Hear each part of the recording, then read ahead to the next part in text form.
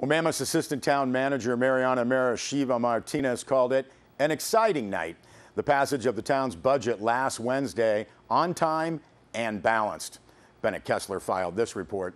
Now, what Martinez nor anyone else addressed at the meeting was the second half of the agenda item. What will the town of Mammoth Lakes do in response to the court writ due June 30th that demands payment of MLLA's $43 million debt?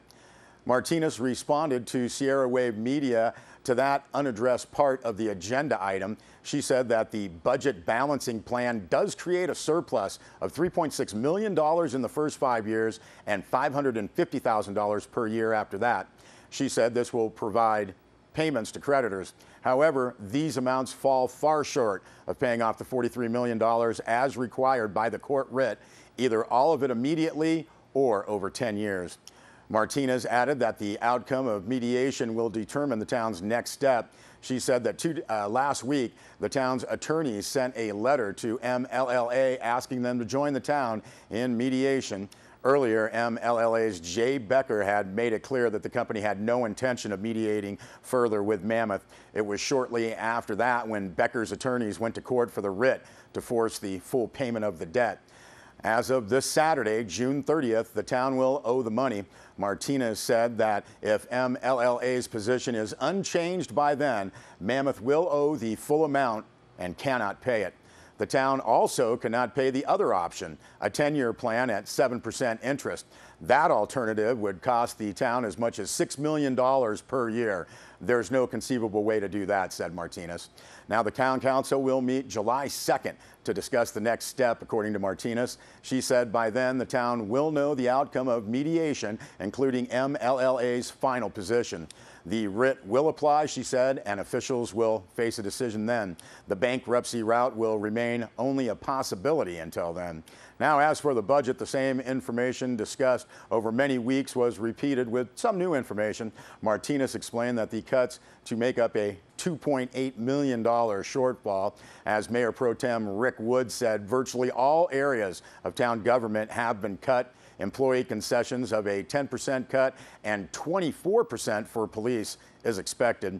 Workers will have to start paying their own retirement contributions. Airport manager Bill Manning's job is gone, as is Dave Beck's of Public Works, and many other positions have been cut and other layoffs are possible. Martinez said the town will implement the budget reduction plan whether employee agreements are signed or not. On the revenue side, officials will emphasize transient occupancy tax collection. Martinez repeated the FTI report data that Mammoth citizens are already overtaxed, not wealthy, and could not sustain an additional tax burden. So the town will not try to raise more taxes to pay government bills.